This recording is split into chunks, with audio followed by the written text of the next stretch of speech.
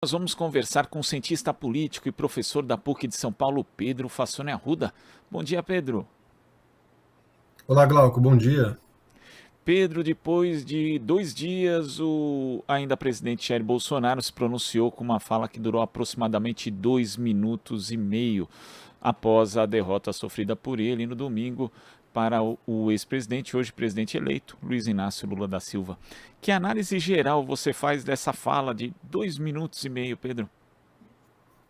Pois é, demorou 48 horas para fazer o pronunciamento de 2 minutos.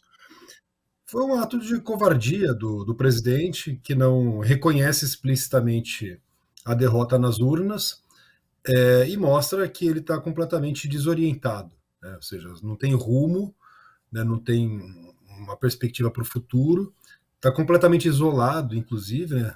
Ele vinha ensaiando alguma tentativa de questionar o resultado das urnas. Ele já, durante toda a campanha eleitoral, ele ficava tensionando, né, dizendo que as urnas eletrônicas não eram confiáveis, né, até as Forças Armadas participaram de uma auditoria para tentar questionar o resultado da eleição, mas o problema para o Bolsonaro foi que muitas pessoas, inclusive próximas a ele, acabaram imediatamente reconhecendo a vitória do ex-presidente Lula, que vai voltar ao governo. Então, Tarcísio de Freitas e tantas outras pessoas muito próximas ao Bolsonaro não só reconheceram, como chegaram até a parabenizar o Lula e dizendo que estão dispostos, né, a estreitar os canais de interlocução, a trabalhar em colaboração com o governo federal. Então não resta nenhuma outra saída para o Bolsonaro a não ser fazer esse pronunciamento tímido, né, sem reconhecer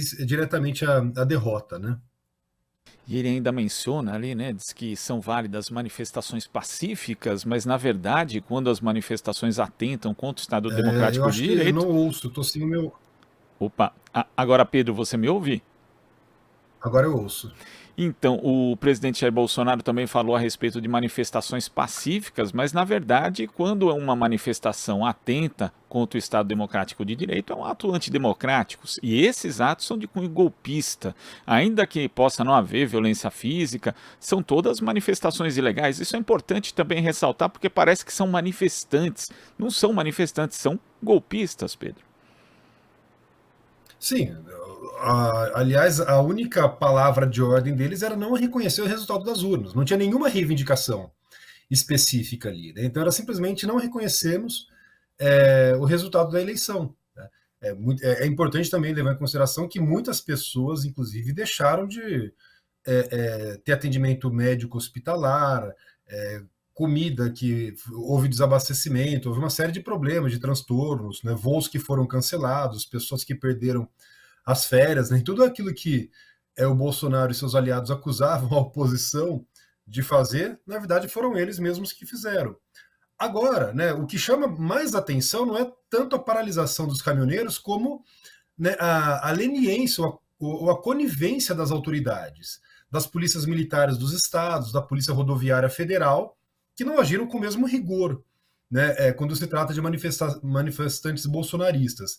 A mesma Polícia Rodoviária Federal que assassinou, né, um motociclista pelo simples fato de ele estar sem capacete, um homem negro e pobre, né, não atuou com nenhum rigor com relação a esses manifestantes que bloquearam as estradas. Então causou um prejuízo enorme, né, e foi necessário, inclusive, né, uma decisão do presidente do STF, depois chancelada ali pelo plenário, né, cobrando justamente do diretor da Polícia Rodoviária Federal uma atitude mais enérgica, para que ele pudesse sair dessa letargia. Então, realmente, as forças de segurança no Brasil ainda estão contaminadas por esse espírito bolsonarista, o que é lamentável. Pedro, você destaca um aspecto fundamental do bolsonarismo de uma forma geral, que é acusar os outros daquilo que eles mesmos fazem ali, né?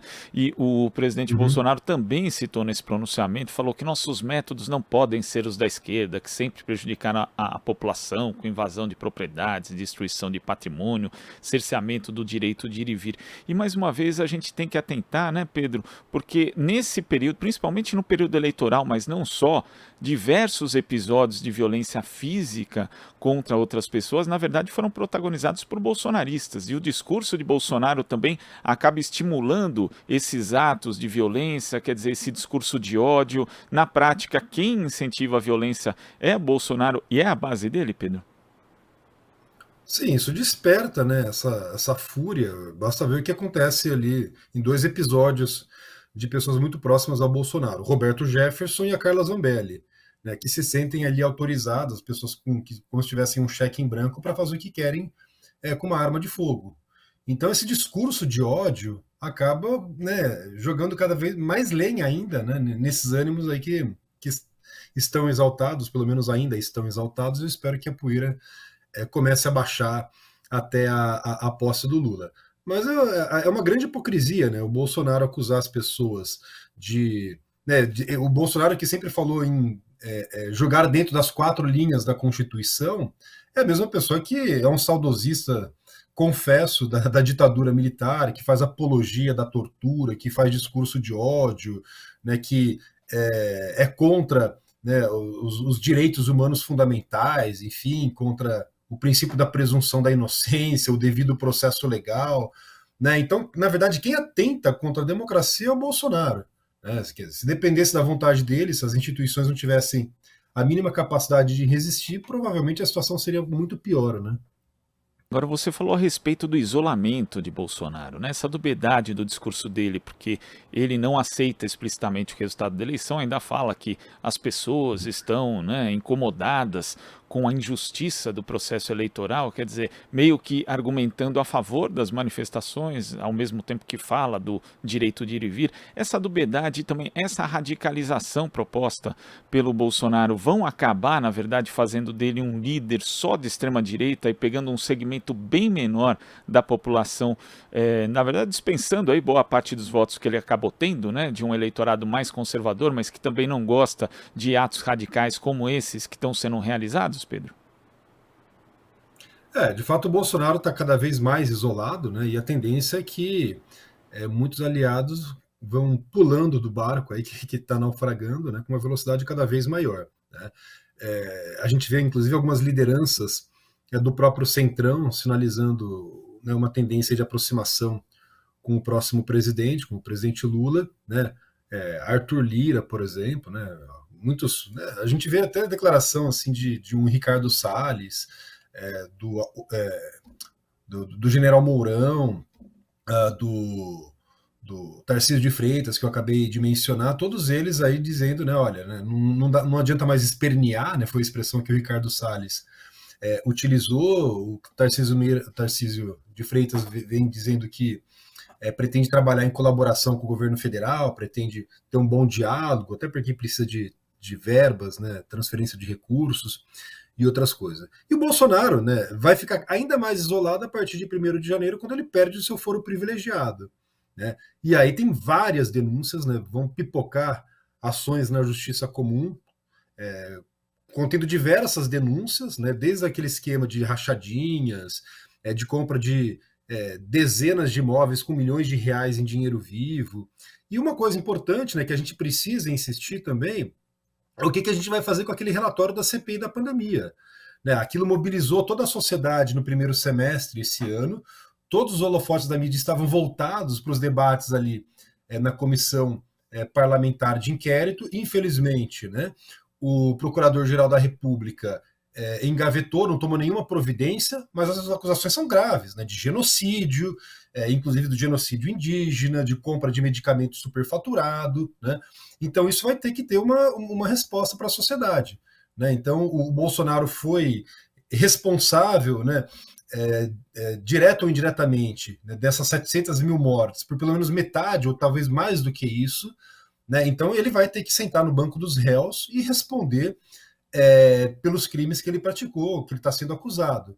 Então, à medida, né, em que também o Bolsonaro ficar aí na mira da justiça, muitas pessoas vão tentar desvincular a sua imagem do Bolsonaro. E ele que tanto dizia, chamava o Lula de ex-presidiário nos debates na eleição, e a gente sabe que o Lula foi preso e condenado injustamente num processo que inclusive foi anulado pela própria Suprema Corte. é o Bolsonaro que vai ter que, provavelmente, ficar atrás das grades no futuro. E essa também passa a ser uma questão fundamental, Pedro, porque nós vimos diversos crimes sendo cometidos, não só aí indícios de cometimento de delitos por parte do chefe do executivo, mas também crimes sendo cometidos por agentes do Estado, desde ministros até, se a gente for ali até agentes mais no segundo, terceiro escalão. Vai ser necessário responsabilizar essas pessoas para a gente conseguir restabelecer de fato um mínimo do nosso arranjo democrático que foi tão castigado durante esses anos, né? A gente não pode repetir nesse momento aquilo que acabou acontecendo na transição da ditadura para a democracia, Pedro? Infelizmente, muitos aliados do Bolsonaro conseguiram se eleger e contarão com o foro privilegiado, né? Então, já que eu falei da CPI da pandemia, quem estava à frente do Ministério da Saúde, né, no pior momento dessa crise foi o Pazuello, inclusive eleito agora recentemente deputado federal mais votado pelo Rio de Janeiro. Então também, né, a gente sabe como que é difícil autorizar um processo de investigação contra um parlamentar, precisa, né, de maioria, inclusive, dos votos entre os seus pares, né, na casa que ele representa, e muitos outros, né, o Ricardo Salles, Damares, Mourão, todos eles acabaram sendo reeleitos, até a Carla Zambelli, né? Então isso vai dificultar um pouco, né? A gente precisa, eu acho que duas coisas serão importantes, né, a partir de janeiro, né? Em primeiro lugar, né, como que o Lula vai conseguir construir essa sua base de sustentação parlamentar. A gente sabe que muitos membros integrantes do Centrão são fisiológicos, enfim, né, e mudam de lado ali conforme o resultado de uma eleição. E outra coisa também que vai ser decisivo será a eleição para os presidentes das duas casas do Congresso Nacional, tanto para a Câmara quanto para o Senado, né? Atualmente nós temos na Câmara dos Deputados o Rodrigo Pacheco, que é um aliado do Bolsonaro, né, que foi reeleito também, e né, no Senado, alguém que é um...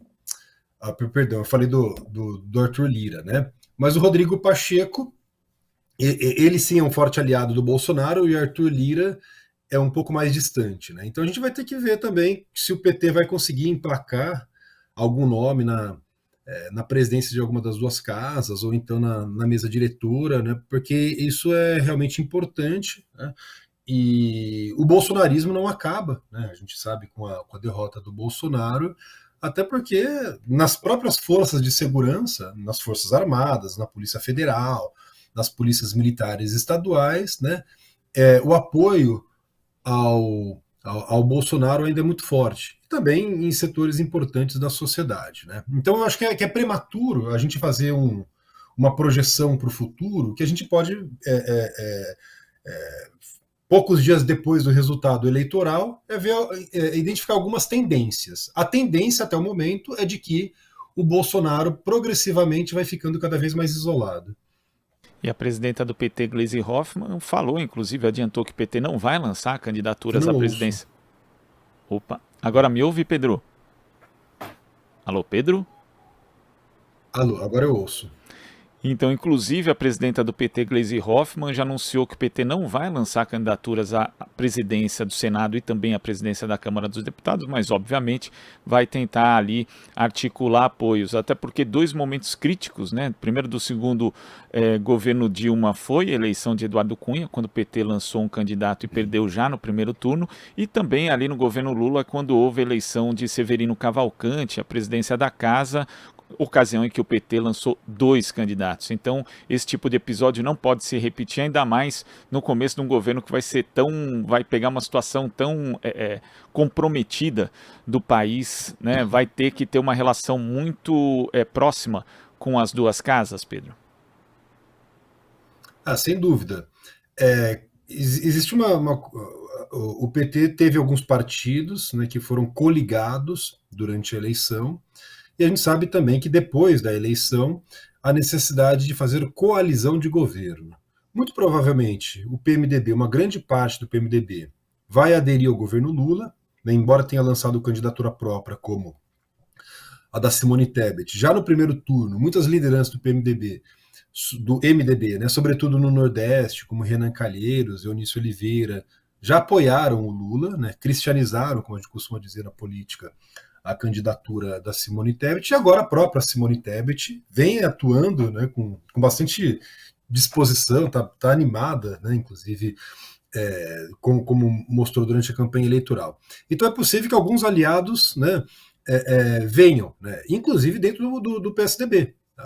Já circulam rumores de que alguns tucanos podem participar, de alguma maneira, do próximo governo. Então, o Lula, enfim, ele é uma pessoa extremamente habilidosa, ele sabe também, né, além de falar com desenvoltura diante de multidões, ele também é um homem que circula nos bastidores, né, com bastante desenvoltura, com as lideranças partidárias, sabe costurar acordos, né, então cooptar aliados. Foi o que ele fez nos seus dois governos, dos seus dois mandatos anteriores, e muito provavelmente ele vai conseguir fazer isso agora. É claro que isso tem um custo, né? Essa guinada mais ao centro, né? Isso já ficou muito claro com a aliança com o Geraldo Alckmin, né? Embora ele esteja atualmente no PSB, né?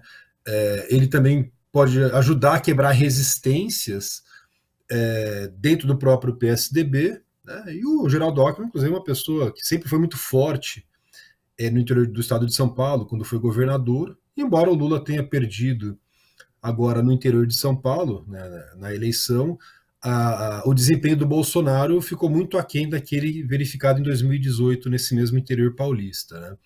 Então eu acho que aos poucos, né, o Lula vai conseguindo trazer de volta setores importantes da sociedade, associações de empresários, né, industriais, representantes do agronegócio, associação comercial, né, que estão dispostos ao diálogo. Ele tem prestígio, conta bastante a favor do Lula. Esse prestígio internacional que ele tem, a boa relação que ele tem com líderes de diversos países, da Argentina aos Estados Unidos, da Bolívia à França, né? Então ele sempre foi muito respeitado internacionalmente. Inclusive, isso foi também uma razão que impediu qualquer aventura golpista do Bolsonaro, né? Até representantes da Câmara nos Estados Unidos, por exemplo, já vinham dizendo que poderiam tomar algum tipo de represália, alguma atitude contra o Brasil, caso o Bolsonaro questionasse o resultado das urnas, enfim. Então, essa pressão de outros países também acaba favorecendo e fortalecendo o prestígio que o Lula sempre teve, né? Inclusive, além desse reconhecimento internacional, logo de pronto, quando terminou a apuração no Brasil, o presidente Lula já foi convidado para participar da COP27, que começa agora no dia 6, que é outra amostra inequívoca de que o Brasil está saindo do isolamento. E também tivemos aí o desbloqueio, né, já anunciado, do Fundo Amazônia. Então, o Brasil volta para o cenário do mundo também, né, Pedro? Sim, né? Então a gente viu como foi a participação do Bolsonaro nesses encontros de cúpula, nesses fóruns internacionais, completamente isolado, não conseguia sequer participar de uma rodinha de conversa com outras lideranças, né? E o Lula tem, de fato, essa imagem internacional, esse grande prestígio, né? E pode também ajudar a retomar, né, o nosso crescimento. O Brasil ali tinha se tornado a sexta maior economia do mundo, o PIB tinha ultrapassado o do Reino Unido, e o Bolsonaro ajudou a mergulhar o país na pior crise, aí, uma das piores crises da sua história. Uma crise econômica, uma crise política, uma crise sanitária, moral, em todos os aspectos, né? Então vai ser bom, né? Eu acho que os setores realmente comprometidos com a democracia, com a liberdade, com os direitos humanos, com investimentos em saúde, educação, cultura, não tem todos os motivos do mundo para estar otimistas com relação ao futuro do Brasil. Pedro, muito obrigado pela sua participação no nosso Jornal Brasil Atual de hoje, aqui no feriadão. Valeu, Pedro, até a próxima. Valeu, um abraço a todos e a todas. Abraço. Conversamos aqui com o cientista político e professor da PUC de São Paulo, Pedro Fassoni Arruda. Estamos apresentando Jornal Brasil Atual. As notícias que os outros não dão.